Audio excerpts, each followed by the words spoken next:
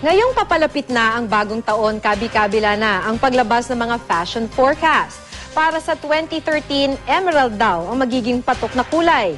Pagdating naman sa gadgets, asahan daw ang paglabas ng touchscreen smartphones at tablets na may bagong sukat at features. Makibalita tayo kay Donna Timbal Senahon ng GMA Davao. Mas magiging kaabang-abang ang 2013 para sa mga techie dahil sa inaasahang paglabas ng bagong gadgets. Ang mga touchscreen smartphones na mas kinahiligan ngayong 2012, posibleng umabot sa 5 inches dahil sa pag-usbong ng mga phablet o phone tablet. People now are using their phone basically to get more information. So they can use it for work, tapos they can use it for play, tapos ginagamit din nila ito for entertainment. So maraming nanonood ng mga videos using their phones na rin. Tapos yun nga, to communicate or to get in touch with their friends. Magsisilabasan din ang mga power bank o malalaking baterya kung saan pwedeng mai-charge ang inyong gadget. Para ito sa mga kagamitang may malalaking screen na takaw baterya. Antabayanan din daw ng mga techie ang pagbenta ng mga magagaang foldable phones.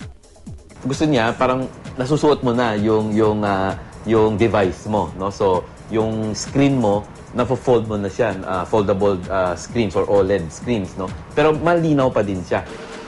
Sa usapang laptop computer naman, nariyan ang hybrid tablets na may detachable keyboard at stylus. Ibang tao kasi medyo nagsasawa na sila sa paggamit ng mouse and keyboards. So mas prefer na nila yung tinatouch na lang, at the same time, sa ganun, mapabilis din yung ginagawa nila.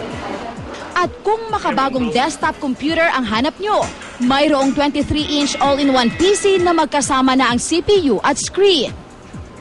Mas matipid po siya sa space, and then mas handy just in case gusto nyong i-travel anytime. Green is in naman sa 2013 para sa mga fashion aficionado. Emerald kasi ang kategorya color of 2013, simbolo ng elegance at prosperity. Asahan na rin ang muling pagsulpot ng mga damit na may disenyo tulad ng floral prints. Sa mga kalalakihan naman, mas magiging in ang medyo hapit na pantalon. They're into jumpsuits. Tapos ang maganda ngayon, nag-follow sila sa trend na from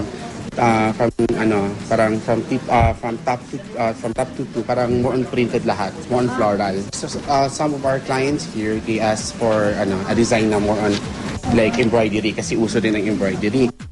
Donna Timbal Senahon, Nagbabalita, Pilipinas.